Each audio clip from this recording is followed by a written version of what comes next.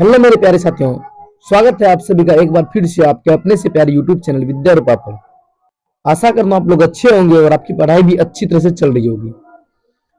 आज जो है, अगर आप 2026 में बोर्ड एग्जाम देने वाले हैं यानी इंटर की परीक्षा देने वाले हैं, तो आपके लिए पॉलिटिकल साइंस के मोस्ट 100 इंपोर्टेंट ऑब्जेक्टिव क्वेश्चन जो सबसे महत्वपूर्ण साबित होने वाले 3 फरवरी के लिए, इसका जो है एक पार्ट हम लोग कर चुके थे, यानी डे 3 होने वाला। आज क्या है? डे 3 होने वाला है। डे 1 और 2 हम लोग कर चुके हैं, डे 3 होने वाला है आज। अगर आपने डे 1 और डे 2 नहीं देखे हैं तो डे 1 और डे 2 जाके जरूर देख लें, क्योंकि यह ऑब्जेक्टिव सीरीज आपके लिए बेहतर रिजल्ट के लिए बनाया गया है। अगर आप चैनल पर पहली बार आए हैं तो चैनल को सब्सक्राइब कर लीजिएगा, वीडियो को लाइक कर अपने दोस्तों के साथ जरूर शेयर कीजिएगा। आज आपका पहला क्वेश्चन है, संयुक्त राष्ट्र संघ की स्थापना कब हुई? यानी आज का जो पहला क्वेश्चन है, संयुक्त राष्ट्र संघ की स्थापना कब हुई? जिनके ऑप्शन है आपका 1945, 1947, 1950 या 1962। तो संयुक्त राष्ट्र संघ यानी यूएनओ की स्थापना जो है 1945 कब हुआ था? 1945 ईस्वी को। इसका सही आंसर क्या हो जाएगा? Option A. और आपका जो अगला क्वेश्चन है, संयुक्त राष्ट्र का मुख्यालय कहां है? यानी संयुक्त राष्ट्र का जो मुख्यालय है यह कहां है? जिनके ऑप्शन है आपका जिनेवा, न्यूयॉर्क, पेरिस या लंदन। तो न्यूयॉर्क का जो मुख्यालय है यह आपका न्यूयॉर्क में। कहां पे? न्यूयॉर्क, ये अमेरिका में। ऑप्शन बी जो है इनका बिल्कुल सही आंसर हो जाएगा। और आपका अगला क्वेश्चन है, गुटनिरपेक्ष आंदोलन का पहला सम्मेलन कहां हुआ था? बेलग्रेड, बांगडुंग, हवाना या दिल्ली। तो गुटनिरपेक्ष आंदोलन का पहला सम्मेलन जो हुआ था यह आपका बेलग्रेड में हुआ था। कहां पे? बेलग्रेड, यानी ऑप्शन ए जो है इनका बिल्कुल सही आंसर हो जाएगा। और आप लोग को भी साथ साथ आंसर देते हुए भी चलना है, क्योंकि यह आपका फाइनल ऑब्जेक्टिव सीरीज होने वाला है। और आपका जो अगला क्वेश्चन है, गुटनिरपेक्ष आंदोलन के जनक कौन माने जाते हैं? नेहरू, टिटो, नासिर या उपयुक्त सभी। तो गुटनिरपेक्ष आंदोलन के जो जनक माने जाते हैं या उपयुक्त सभी माने जाते हैं। कौन? उपयुक्त सभी। ऑप्शन डी जो इनका बिल्कुल सही आंसर हो जाएगा। और आपका अगला क्वेश्चन है, भारत ने गुटनिरपेक्ष नीति कब अपनाया? 1947, 1950, 1955 या 1962। तो भारत ने गुटनिरपेक्ष नीति को जो है यह आपका 1955 को अपनाया था। कब? 1955, यानी ऑप्शन सी जो है इनका बिल्कुल सही आंसर हो जाएगा। आपका अगला क्वेश्चन है, शीत युद्ध किन दो शक्तियों के बीच था? आपका ऑप्शन है भारत चीन, अमेरिका सोवियत संघ, रूस और जर्मनी, चीन और जापान। तो शीत युद्ध जो है यह आपका अमेरिका और सोवियत संघ के बीच हुआ था। सोवियत संघ उस समय रूस था। क्या था? रूस और अन्य देश था। सोवियत संघ और अमेरिका के बीच हुआ था। और आपका अगला क्वेश्चन है, नाटो किसका संगठन है? एशियाई देश का, समाजवादी देश का, पश्चिमी देश का या अफ्रीकी देश का? तो नाटो जो है यह आपका पश्चिमी देश का संगठन है। कहां का? पश्चिमी देश, यानी अमेरिका की तरफ का देश का संगठन है। ये ऑप्शन सी जो है इनका बिल्कुल सही आंसर हो जाएगा। और आपका अगला क्वेश्चन है, वार्सा संधि किससे संबंधित थी? पूंजीवादी देश से, समाजवादी देश से, गुटनिरपेक्ष देश से या विकासशील देश के? तो वार्सा संधि जो है यह आपका समाजवादी देश से संबंधित है। किससे? समाजवादी देश से, यानी ऑप्शन बी जो है इनका बिल्कुल सही आंसर हो जाएगा। और आपका अगला क्वेश्चन है, शीत युद्ध का अंत कब माना जाता है? 1985, 1989, 1991 या 1995। तो शीत युद्ध का जो है अंत या 1991, यानी जब रूस सोवियत संघ का विघटन हुआ था 1991 में, उसी समय जो है शीत युद्ध का अंत हो गया था। आपका ऑप्शन सी हो जाएगा सही आंसर। और आपका अगला क्वेश्चन है, सोवियत संघ का विघटन कब हुआ था? जस्ट आपको अभी बताएं कि सोवियत संघ का विघटन के बाद ही जो है, विघटन के बाद ही शीत युद्ध समाप्त हुआ था। तो शीत युद्ध कब समाप्त हुआ था? 1951 ईस्वी में। उसी समय ही सोवियत संघ का विघटन हुआ था। और आपका अगला क्वेश्चन है, भारत में गठबंधन सरकार की शुरुआत कब हुई? यानी भारत में जो गठबंधन सरकार की शुरुआत हुई थी कब हुई थी? तो 1967 में जो है भारत में गठबंधन सरकार की शुरुआत हुई थी। और भारत में वर्तमान में किस गठबंधन की सरकार है? इसका आंसर आप लोग को कमेंट में देना है, क्योंकि यह क्वेश्चन भी पूछ सकता है बिहार बोर्ड। और आपका अगला क्वेश्चन है, पहली गठबंधन सरकार के प्रथम प्रधानमंत्री कौन थे? जिनके ऑप्शन है मोरारजी देसाई, बीपी सिंह, अटल बिहारी वाजपेयी या चरण सिंह। तो पहली गठबंधन की जो सरकार की मुख्यमंत्री थी यह मोरारजी देसाई थी। कौन थी? मोरारजी देसाई, यानी ऑप्शन ए जो है इनका बिल्कुल सही आंसर हो जाएगा। और आपका अगला क्वेश्चन है, भारत में आपातकालीन कब लगाया गया? 1971, 1973, 1975 या 1977? तो भारत में जो आपातकालीन लगाया गया था आपका 1975 में लगाया गया था। कब? 1975 में। यानी ऑप्शन सी जो है इनका बिल्कुल सही आंसर हो जाएगा। और आपका अगला क्वेश्चन है, आपातकालीन किस अनुच्छेद के तहत लगाया गया? ऑप्शन ए 352, ऑप्शन बी है 356, ऑप्शन सी है 360 या ऑप्शन डी है 370? तो आपातकालीन जो है यह आपका 352 अनुच्छेद के अंतर्गत लगाया गया, यानी ऑप्शन ए जो है इनका बिल्कुल सही आंसर हो जाएगा। और आपका अगला क्वेश्चन है, हरित क्रांति का संबंध किससे है? जिनके ऑप्शन है उद्योग से, शिक्षा से, कृषि से या स्वास्थ्य से? तो हरित क्रांति का जो संबंध है यह आपका कृषि से है, यानी ऑप्शन सी जो है इनका बिल्कुल सही आंसर हो जाएगा। और आपका अगला क्वेश्चन है, श्वेत क्रांति किससे जुड़ी है? दूध उत्पादन से, कपास उत्पादन से, चीनी से या गेहूं से? तो श्वेत क्रांति जो है यह श्वेत कैसा होता है? श्वेत होता है दूध, तो दूध क्रांति से ही श्वेत संबंधित है, यानी श्वेत क्रांति से दूध उत्पादन संबंधित है।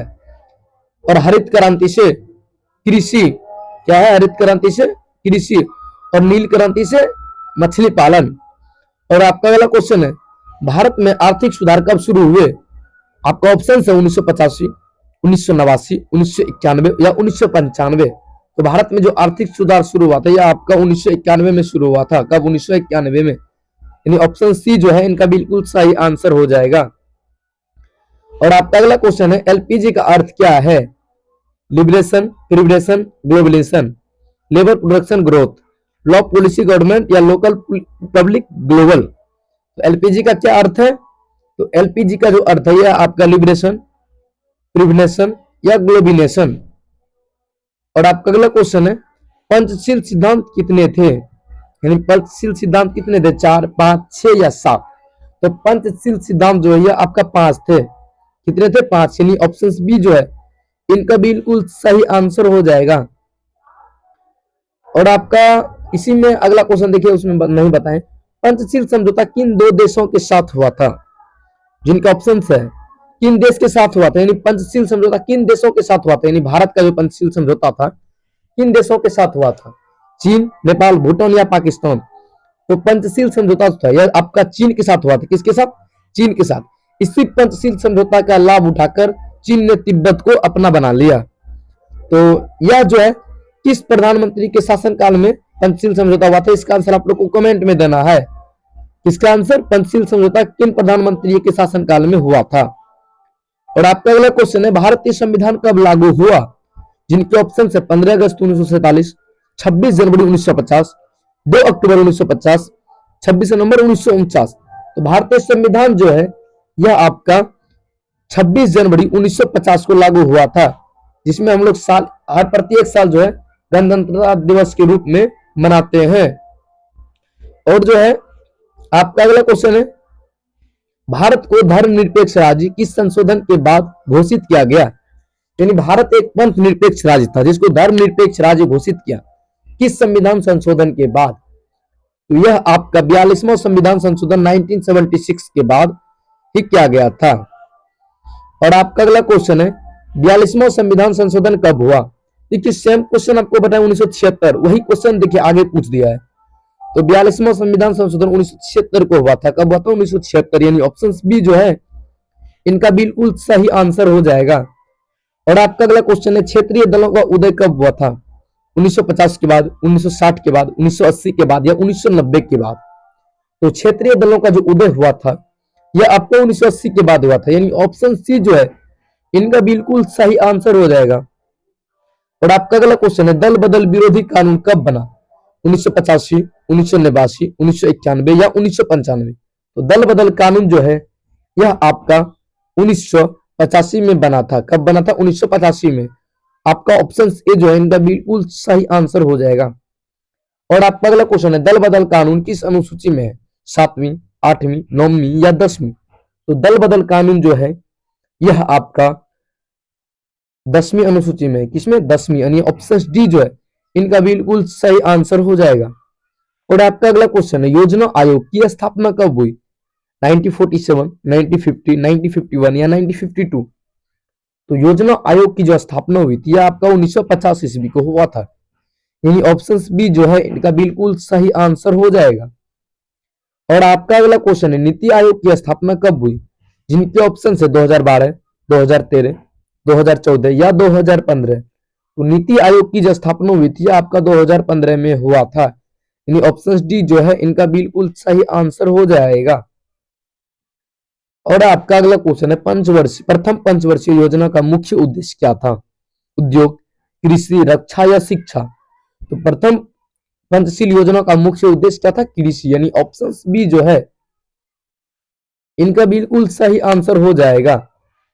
आपका अगला क्वेश्चन है, पंचवर्षीय योजनाओं की अवधि कितनी मानी जाती थी, यानी कितनी होती थी? 3 वर्ष, 4 वर्ष, 5 वर्ष या 6 वर्ष?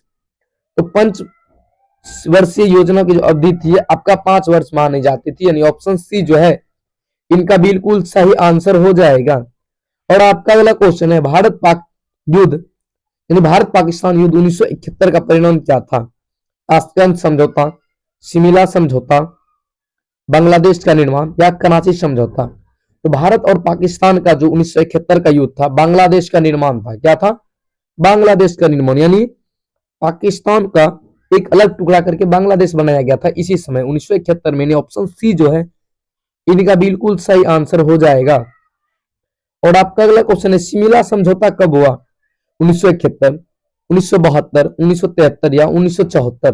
तो शिमला समझौता जो 1972 में हुआ था, कब हुआ था? 1972, यानी ऑप्शन बी जो है इनका बिल्कुल सही आंसर हो जाएगा। और आपका अगला क्वेश्चन है, बांग्लादेश की मुक्ति में भारत के प्रधानमंत्री कौन थे? जवाहरलाल नेहरू, लाल बहादुर शास्त्री, इंदिरा गांधी या राजीव गांधी?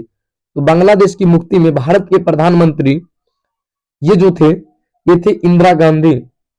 कौन थे? इंदिरा गांधी, जिसे आयरन ऑफ लेडी मैन भी कहा जाता है। आपका अगला क्वेश्चन है, सार्क यानी SAARC की स्थापना कब हुई? जिनके ऑप्शन है आपका 1983, 1985, 1987 या 1990। तो SARC का जो है स्थापना यह आपका 1985 में हुआ था। कब हुआ था? 1985, यानी ऑप्शन बी जो है इनका बिल्कुल सही आंसर हो जाएगा। और आपका अगला क्वेश्चन है, SAARC का मुख्यालय कहाँ है? ढाका, काठमांडू, कोलंबो या इस्लामाबाद?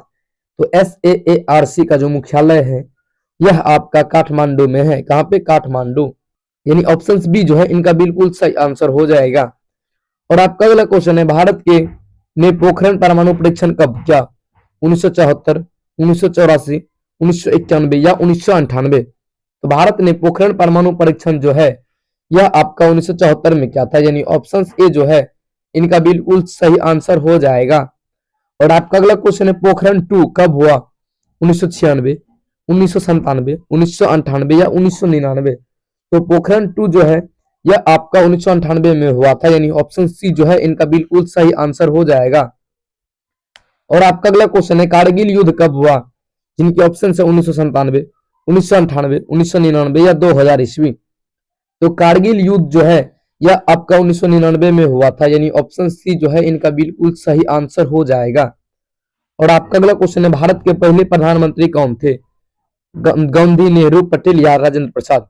तो भारत के पहले प्रधानमंत्री पंडित जवाहरलाल नेहरू थे, यानी ऑप्शन बी जो है इनका बिल्कुल सही आंसर हो जाएगा। और आपका जो है अगला क्वेश्चन है, भारत के पहले राष्ट्रपति कौन थे? डॉक्टर राजेंद्र प्रसाद, राधा कृष्णन, जाकिर हुसैन या फरुद्दीन अली अहमद? तो भारत के पहले राष्ट्रपति डॉक्टर राजेंद्र प्रसाद थे, यानी ऑप्शन ए जो है इनका बिल्कुल सही आंसर हो जाएगा। और आपका अगला क्वेश्चन है, एक दलीय व्यवस्था का उदाहरण है भारत, अमेरिका, चीन या ब्रिटेन? तो एक दलीय व्यवस्था का जो उदाहरण है यह आपका चीन है, यानी चीन में एक दलीय व्यवस्था है। और आपका अगला क्वेश्चन है, द्विदलीय प्रणाली किस देश में है? भारत, चीन, अमेरिका या रूस? तो द्विदलीय प्रणाली अमेरिका में है, यानी ऑप्शन सी जो है इनका बिल्कुल सही आंसर हो जाएगा। और आपका अगला क्वेश्चन है, बहुदलीय प्रणाली किस देश में है? अमेरिका, चीन, भारत या जापान? तो बहुदलीय प्रणाली जो है आपका भारत में है, यानी ऑप्शन सी जो है इनका बिल्कुल सही आंसर हो जाएगा। और आपका अगला क्वेश्चन है, लोकतंत्र का जनक किसे कहा जाता है? प्लेटो को, अरस्तु को, सुकरात को या पेरिक्लिज को। तो लोकतंत्र का जो जनक है यह आपका पेरिक्लिज को कहा जाता है, यानी ऑप्शन डी जो है इनका बिल्कुल सही आंसर हो जाएगा। और आपका अगला क्वेश्चन है, भारत में मतदान की न्यूनतम आयु कितनी होती है?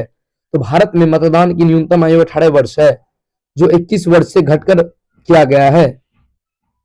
और आपका जो अगला क्वेश्चन है, मताधिकार की संशोधन से 18 वर्ष हुआ, यानी मताधिकार जो अभी बताया ना आपको 21 वर्ष से 18 वर्ष किया गया, तो यह किस संविधान संशोधन के बाद किया गया था? 61वां, 62वां, 63वां या 64वां? तो यह आपका 61वां संविधान संशोधन के बाद किया गया था।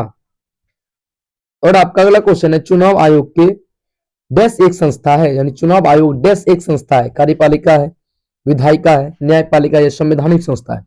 तो चुनाव आयोग एक संवैधानिक संस्था है, यानी ऑप्शन डी जो है इनका बिल्कुल सही आंसर हो जाएगा।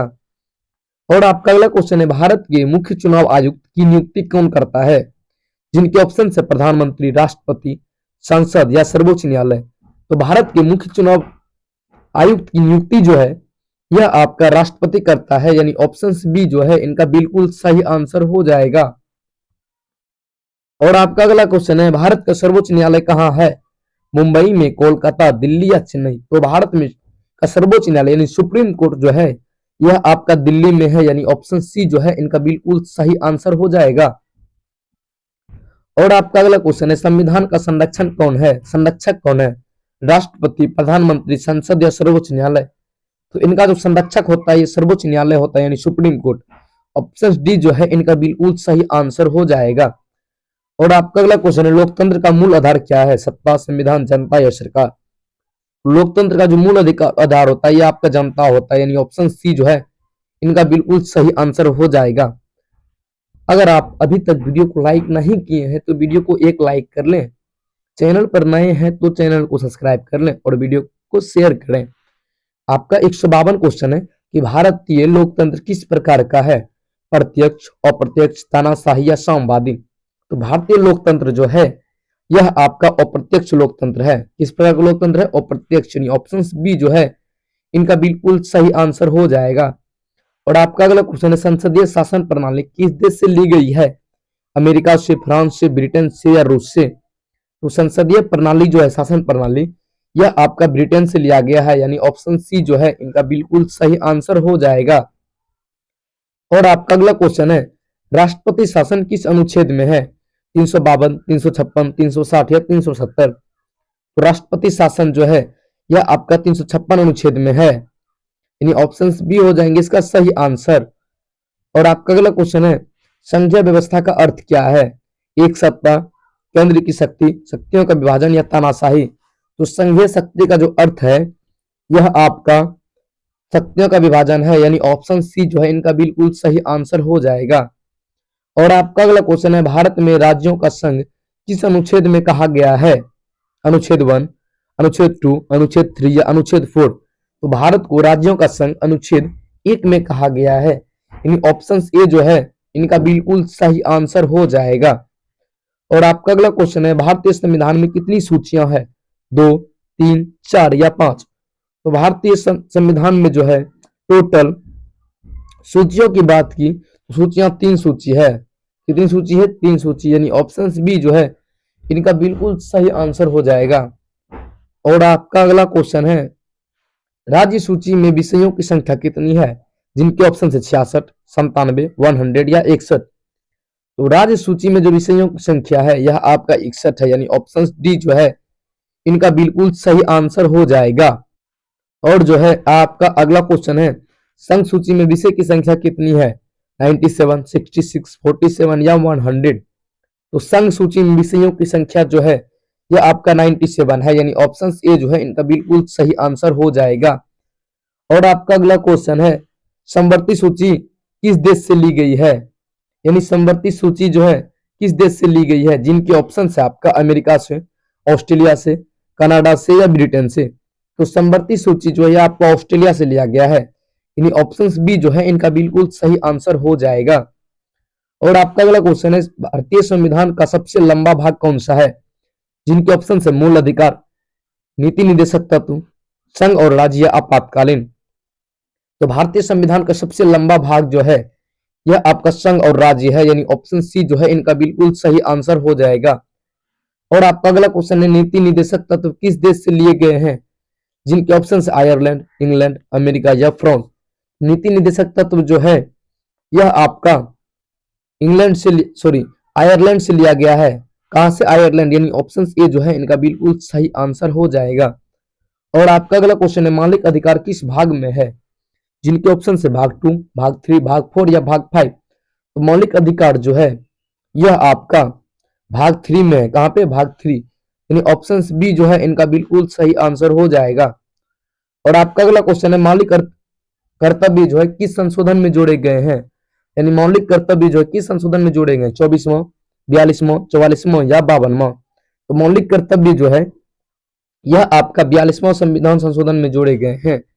और आपका अगला क्वेश्चन है, मौलिक कर्तव्य की संख्या कितनी है? 9, 10, 11 या 12। तो मौलिक कर्तव्य की जो संख्या है यह आपके 11 है, यानी ऑप्शन सी जो है इनका बिल्कुल सही आंसर हो जाएगा। और आपका अगला क्वेश्चन है, शिक्षा का अधिकार किस अनुच्छेद में है? जिनके ऑप्शन है 19, 21, 21A या 22। तो शिक्षा का जो अधिकार है यह आपका ऑप्शन यानी 21A में है। और आपका अगला क्वेश्चन है, सर्वोच्च न्यायालय के न्यायाधीशों की नियुक्ति कौन करता है? जिनके ऑप्शन है प्रधानमंत्री, संसद, राष्ट्रपति या राज्यपाल। तो सर्वोच्च न्यायालय के जो न्यायाधीशों की नियुक्ति होता है यह आपका राष्ट्रपति करता है, यानी ऑप्शन सी जो है इनका बिल्कुल सही आंसर हो जाएगा। और आपका अगला क्वेश्चन है, लोकसभा के सदस्यों की अधिकतम संख्या कितनी है? यानी लोकसभा के सदस्यों की अधिकतम संख्या कितनी है? 500, 525, 545 या 550। लोकसभा में अधिकतम सीटों की जो संख्या होती है यह आपका 545 है, यानी ऑप्शन सी जो है बिल्कुल सही आंसर हो जाएगा। और आपका अगला क्वेश्चन है, लोकसभा का कार्यकाल कितने वर्ष का होता है? जिनके ऑप्शन है 4 वर्ष, 5 वर्ष, 6 वर्ष या 7 वर्ष। तो लोकसभा का जो कार्यकाल होता है यह आपका 5 वर्ष का होता है, यानी ऑप्शन बी जो है इनका बिल्कुल सही आंसर हो जाएगा। और आपका अगला क्वेश्चन, राज्यसभा अस्थायी सदन है, इसका कारण क्या है? भंग नहीं होती है, चुनाव नहीं होता है, सदस्य नहीं बदलते या कार्यकाल निश्चित नहीं होता है। तो राज्यसभा जो अस्थायी सदन है इसका मुख्य कारण है कि भंग नहीं होती है, राज्यसभा को भंग नहीं कर सकती, यानी ऑप्शन ए जो है इनका बिल्कुल सही आंसर हो जाएगा। और आपका अगला क्वेश्चन है, राज्यसभा के सदस्यों का कार्यकाल कितने वर्ष का होता है? जिनके ऑप्शन है 4 वर्ष, 5 वर्ष, 6 वर्ष या 7 वर्ष। तो राज्यसभा का जो सदस्यों का कार्यकाल होता है यह आपका 6 वर्ष का होता है, यानी ऑप्शन सी जो है इनका बिल्कुल सही आंसर हो जाएगा। और आपका अगला क्वेश्चन है, राज्यसभा के 1/3 सदस्य कितने समय में सेवानिवृत्ति होते हैं? जिनके ऑप्शन 1 वर्ष, 2 वर्ष, 3 वर्ष या 6 वर्ष। तो राज्यसभा के 1/3 सदस्य जो है यह आपका 3 वर्षों में सेवानिवृत्ति होते हैं। और आपका अगला क्वेश्चन है, प्रधानमंत्री किस सदन का सदस्य होता है? जिनके ऑप्शन है लोकसभा, राज्यसभा, कोई भी या कोई नहीं। तो प्रधानमंत्री जो है यह आपका दोनों में से किसी भी सदन का सदस्य होता है, यानी ऑप्शन सी जो है इनका बिल्कुल सही आंसर हो जाएगा। और आपका अगला क्वेश्चन है, मंत्रिपरिषद सामूहिक रूप से उत्तरदायी होती है राष्ट्रपति के प्रति, प्रधानमंत्री के प्रति, संसद के प्रति या लोकसभा के प्रति। तो मंत्रिपरिषद जो है यह सामूहिक रूप से लोकसभा के प्रति उत्तरदायी होता है, यानी ऑप्शन सी जो है, ऑप्शन डी जो है इनका बिल्कुल सही आंसर हो जाएगा। और आपका अगला क्वेश्चन है, भारत में न्यायिक पुनरावलोकन किस देश से लिया गया है? जिनके ऑप्शन है ब्रिटेन, अमेरिका, फ्रांस या रूस। तो भारत में न्यायिक पुनरावलोकन जो है यह आपका जो है अमेरिका से देश से लिया गया, यानी ऑप्शन बी जो है इनका बिल्कुल सही आंसर हो जाएगा। और आपका अगला क्वेश्चन है, भारत में चुनाव आयोग की स्थापना कब हुई? 1947, 1949, 1950 या 1951। तो चुनाव आयोग की जो स्थापना हुई थी यह हुई थी 1950 में। और इससे रिलेटेड एक क्वेश्चन आपके लिए कि भारत में प्रथम आम चुनाव कब हुआ था? इसका आंसर आप लोग कमेंट में दीजिएगा। और आपका अगला क्वेश्चन है, मतदाता सूची कौन तैयार करता है? संसद, चुनाव आयोग, राज्य सरकार या केंद्र सरकार। तो मतदाता सूची जो होता है यह आपका जो है मतदाता सूची चुनाव आयोग तैयार करता है। कौन करता है? चुनाव आयोग, यानी ऑप्शन बी जो है इनका बिल्कुल सही आंसर हो जाएगा। और आपका अगला क्वेश्चन है, प्रथम आम चुनाव कब हुए थे? देखिए ये क्वेश्चन आपको कमेंट में बताने के लिए दिए थे, तो इसीलिए ये क्वेश्चन को छोड़ देते हैं, क्योंकि ये क्वेश्चन हम पूछे थे जिनके ऑप्शन है 1947, 1950, 1951, 1952, 1955। इसका आंसर आप लोग कमेंट में दीजिएगा। और आपका अगला क्वेश्चन है, कुछ क्वेश्चन आप लोग के लिए इसलिए छोड़ रहे हैं ताकि आप लोग भी आंसर दीजिए। देखिए आप लोग को कितना आंसर पता है। भारत का पहला आम चुनाव किसने जीता था? कांग्रेस, जनसंघ, समाजवादी पार्टी या कम्युनिस्ट पार्टी? तो भारत का जो प्रथम आम चुनाव था यह जीता था आपका कांग्रेस ने, लेकिन जीता नहीं था, जिताया गया था, यह बताना चाह रहे थे। और आपका जो अगला क्वेश्चन है, विपक्ष का मुख्य कार्य क्या है? यानी जो विपक्ष पार्टी होता है उनका मुख्य कार्य क्या होता है? सरकार बनाना, और ऑप्शन बी है सरकार का समर्थन, ऑप्शन सी है सरकार की आलोचना या चुनाव करना। तो विपक्ष जो पार्टी होता है उनका काम है कि सरकार की आलोचना, और विपक्ष कराना महा जरूरी है, नहीं तो सरकार अपनी मनमर्जी करने लगेगी। और आपका अगला क्वेश्चन है, संघीय व्यवस्था में शक्तियों का बंटवारा किसके बीच होता है? राष्ट्रपति या प्रधानमंत्री के बीच, केंद्र और राज्य के बीच, संसद और न्यायपालिका के बीच, राज्य और नगर पालिका के बीच? संघीय व्यवस्था में जो शक्तियों का बंटवारा होता है यह आपका केंद्र और राज्य के बीच होता है। किसके? केंद्र और राज्य के बीच, यानी ऑप्शन बी जो है इनका बिल्कुल सही आंसर हो जाएगा।